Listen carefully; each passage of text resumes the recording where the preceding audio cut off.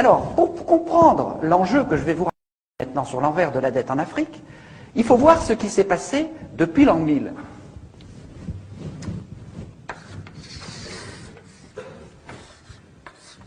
Je dessine brièvement l'Afrique.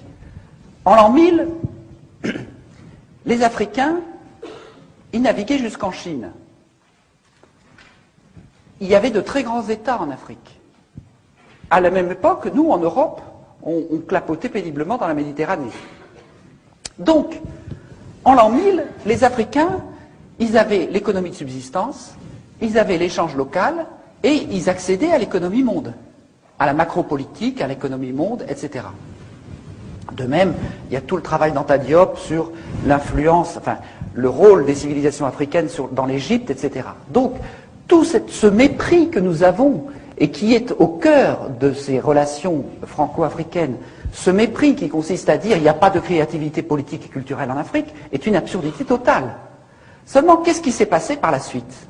À partir de 1500, il y a eu les Portugais qui ont encerclé l'Afrique de 1400 et 1450 en l'espace d'un siècle. Autrement dit, avec cet encerclement, et puis ensuite l'esclavage, on a capturé l'étage supérieur, l'accès à l'économie monde de l'Afrique. Ensuite, avec la colonisation, on a folklorisé l'étage intermédiaire. On l'a aliéné, l'étage de l'échange local. Et l'Afrique n'a réussi à survivre à ces 3 ou 4 siècles d'agression épouvantable qu'en se repliant sur le rez-de-chaussée du clan, de la famille, en hypertrophiant les solidarités de cet étage. Donc ça a été quelque chose de formidable pour l'Afrique, parce que quelque part, c'est ce qui lui a permis de survivre. Et ces solidarités-là sont très importantes. J'ai écrit tout un livre sur ce fonctionnement à partir de Braudel, et on s'aperçoit bien que, en permanence, c'est de là que tout repart. C'est là que sont les gènes des civilisations, c'est de là que les valeurs d'une société peuvent repartir. Qu'est-ce que c'est que conquérir l'indépendance à partir de 1960? C'était pour les Africains reconstruire les étages qui avaient été détruits par la colonisation et l'esclavage. Et donc vous allez voir que tout ce que je vais vous expliquer maintenant de la France-Afrique, ça a été un jeu depuis 40 ans qui a consisté en permanence, par toutes sortes de moyens politiques, économiques, barbouzards ou idéologiques, de faire retomber en permanence l'Afrique dans ce niveau-là, en lui disant vous n'êtes pas capable de déployer des règles du jeu, qu'elles soient économiques, politiques, culturelles, à ce niveau-là, ni d'accéder à l'économie monde. Et donc c'est cela l'enjeu dont je vais vous parler maintenant assez brièvement. Qu'est-ce que c'est que la France-Afrique? La France-Afrique, c'est ce qui a été mis en place en 1960, au moment où De Gaulle, à cause de la pression de l'histoire, a dû accorder l'indépendance aux pays d'Afrique. Il a à ce moment-là décrété une nouvelle légalité internationale, l'indépendance. Et en même temps, il a chargé son bras droit, Jacques Foccart, de faire exactement l'inverse. Pour 3 ou 4 raisons. D'abord, pour maintenir le rang de la France à l'ONU avec un cortège d'États clients, pour maintenir l'accès aux matières premières stratégiques, le pétrole, l'uranium, ou aux matières premières juteuses comme le bois, le cacao, etc., pour maintenir le financement de la vie politique, parce que je vous parlerai tout à l'heure des chiffres de détournement de la rente pétrolière ou du bois, etc., ça représente des centaines de milliards. Et les affaires dont on vous parle en France, ce sont des lotos paroissiaux par rapport aux financements politiques qui viennent de l'Afrique. Alors, ça c'était la 3e raison. Et la 4e, qui m'est apparu plus récemment à travers un certain nombre de travaux historiques, c'est le rôle de sous-traitant de la France dans la guerre froide au service du camp occidental, c'est-à-dire empêcher une partie de l'Afrique de basculer du côté du camp communiste. Donc, pour ces 4 raisons, De Gaulle demande à Jacques Foccart de faire exactement l'inverse de ce qu'il dit. Alors, c'est là qu'il faut comprendre le problème. C'est que si on décrète une nouvelle légalité internationale, et qu'on fait exactement le contraire, ce qu'on fait est illégal, ne peut être fait que de manière occulte, cachée. Et c'est pour ça que toutes ces relations franco-africaines sont très majoritairement cachées aux yeux du public, parce qu'elles sont inavouable, puisque la nouvelle légalité, c'est l'indépendance.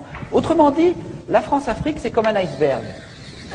Vous avez 10% d'émergés, la France, patrie des droits de l'homme, meilleure amie de l'Afrique, généreuse, etc., toute une face immaculée dans la relation franco-africaine, et vous avez 90% d'immergés, qui est la réalité profonde de la réalité franco-africaine, qui est le système mis en place par Jacques Foccart et qui visait à maintenir la dépendance.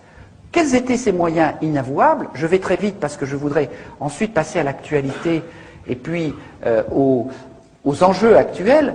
Quels étaient les moyens parallèles, illégaux, inavouables, de tenir cette relation franco-africaine? Le premier, ça a été de faire un grand ménage pour choisir des chefs d'État amis de la France, souvent d'ailleurs avec la nationalité française, parfois tout simplement des agents des services français comme Omar Bongo, qui vivent souvent en France d'ailleurs, tous ces gens-là. Donc on a choisi des proconsuls à la peau noire.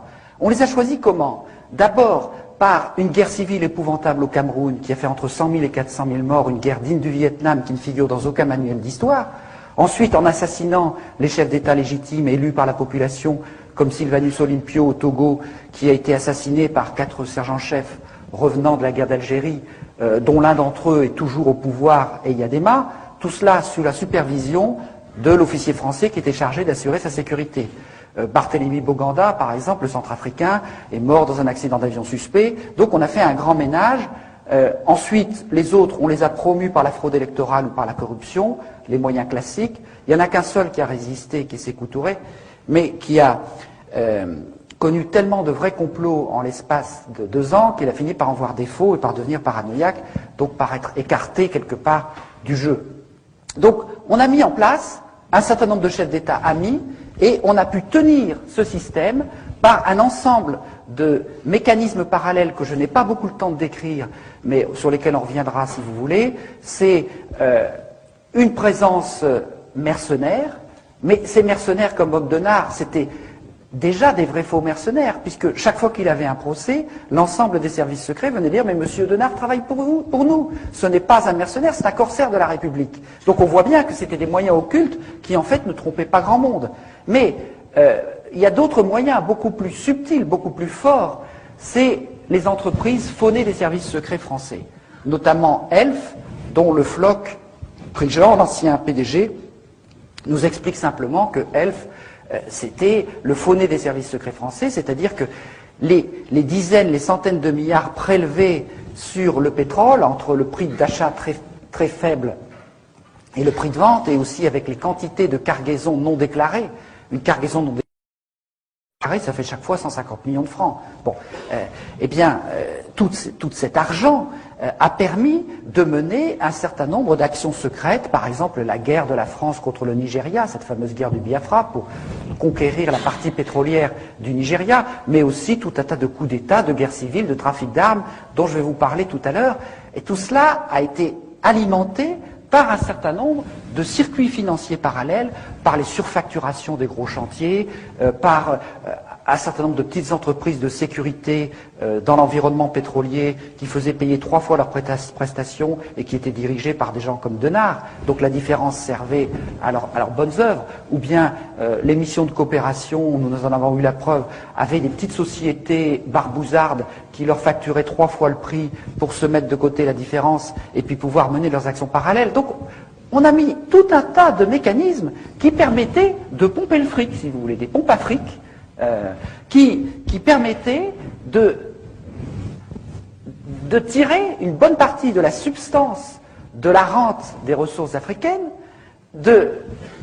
et de l'extraire, notamment, grâce au franc CFA. On vous dit toujours le franc CFA, c'est un cadeau fait à l'Afrique. Le franc CFA, ça veut dire colonie française d'Afrique, je vous rappelle. Bon. Le franc CFA, étant donné que c'est un franc convertible, ça permettait de manière très simple que quand on faisait un don ou un prêt à l'Afrique, eh bien l'avion repartait aussi vite de Yaoundé ou de Lomé pour aller en Suisse, et là les billets neufs, grâce à la convertibilité du franc CFA, étaient transformés en devises et partagés entre le décideur français et le responsable africain. Une partie de la dette de l'Afrique qui s'explique comme ça. Bon, mais c'est vrai, ça c'est le mécanisme le plus simple, il y en a d'un peu plus compliqué. C'est toujours le même principe. La convertibilité du franc CFA a été l'instrument le plus sûr d'extraire une grande partie des ressources de l'Afrique. Et quand je parle de la rente des matières premières, il faudrait rajouter la rente de l'aide publique au développement, parce que si nous en sommes arrivés là, c'est que pendant 10 ans, on s'est battu pour faire en sorte que les 40 milliards d'aide publique au développement, de nos impôts, que nous croyons servir pour l'aide publique au développement, aillent au moins en partie à destination. Et quand on s'est aperçu que ce n'était pas possible, on s'est dit, il y a quand même un vrai problème. Il y a 98% de ces 40 milliards qui sert à autre chose qu'à lutter contre la pauvreté.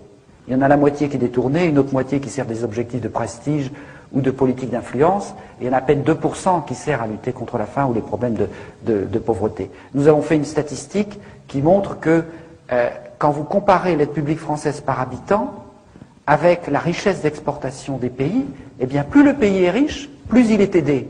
Alors, on ne va pas vous dire que c'est pour lutter contre la pauvreté. Plus il est pauvre, moins il est aidé. On voit bien à quoi ça sert et où va l'argent. Je n'ai pas le temps de développer ça, mais il faut bien voir que toute cette politique qui a été mise en place, donc à la fois de pillage par des moyens occultes, de présence barbouzarde. Alors, chaque chef d'État avait à côté de lui un officier de la DGSE qui était chargé de veiller à la sécurité de ce chef d'État ou le débarquer du jour au lendemain quand il avait cessé de plaire. Un Amani Diori au Niger, par exemple, le jour où il est venu l'idée de vendre de l'uranium à autre chose que la France, il a été débarqué immédiatement. Quand Denard a débarqué aux Comores en 1995, il y avait des officiers de la DGSE qui étaient chargés de la protection du président en place. Eh bien, ils se sont retirés pour laisser partir le président, parce que ce président-là, Johar, avait cessé de plaire. Donc, on voit bien qu'on est dans un mécanisme du degré zéro de l'indépendance, que ce soit au niveau politique, au niveau monétaire, au niveau économique, au niveau militaire. Là non plus, je n'ai pas le temps de développer, mais tous les généraux, les officiers sont formés en France, recrutés, n'ont une carrière rapide que ceux qui entrent dans les cercles d'initiés, et ces généraux deviennent assez souvent d'ailleurs chefs d'État et sont dans un copinage permanent avec les réseaux militaires de la France-Afrique. Donc on est dans un mécanisme de captation de la dépendance totale. Pour vous donner un dernier exemple, qui est le plus caricatural, enfin peut-être pas, mais le plus actuel, c'est ce qui se passe au niveau des élections depuis 1990. Parce que, vous comprenez, dans la mesure où on met ici en place des chefs d'État amis, et on leur dit, enrichissez-vous, confondez l'argent public et l'argent privé, donnez l'exemple de la corruption. Dans la mesure où on dit ça à ces gens-là, on comprend bien que le développement, il n'a pas été très loin. Si vous passez du service public qui restait un tout petit peu au moment des indépendances au self-service public généralisé, si vous avez cette corruption qui monte, en plus la baisse du cours des matières premières, et puis ensuite, je vous expliquerai le scandale de la dette, vous voyez bien que ces dirigeants, quand est arrivée en 1990 une incroyable poussée démocratique en Afrique, ils ne pouvaient pas dire au peuple « élisez-moi parce que je vais faire le bien et le développement du peuple ». Et à ce moment-là, ils se sont mis, et j'en dirai quelques mots, à utiliser l'arme ultime du politique, qui est l'arme du bouc émissaire, l'arme de la manipulation de l'ethnisme, en disant si vous votez pas pour moi, ce sera l'ethnie détestée qui va venir prendre la place à ma place, et c'est ce qui s'est passé exactement au Rwanda, ce qui a failli se passer en Côte d'Ivoire, et qui menace un certain nombre de pays d'Afrique.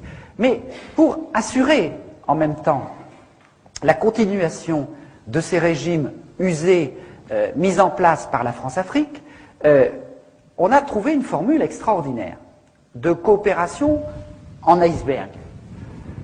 Mitterrand a déclaré en 1990 « Vive la démocratie en Afrique », je résume, on va vous aider, on va vous fournir des urnes transparentes, des bulletins, pour que le peuple puisse élire ses dirigeants. Alors les gens se sont mobilisés de manière incroyable autour des urnes pour empêcher qu'on les bourre jour et nuit. Ils ont voté à 70-80% pour chasser le dictateur.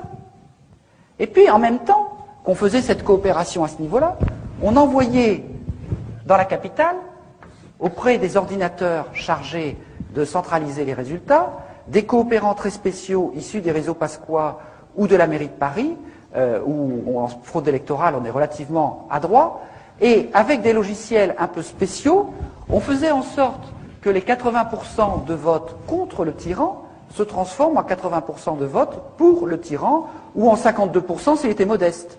Donc, et cela, ça s'est passé dans 50 élections majeures en Afrique, au sud du Sahara. Il n'y a eu que 2 ou 3 exceptions au début, quand la France-Afrique a été prise par surprise au Bénin, au Congo-Brazzaville, etc.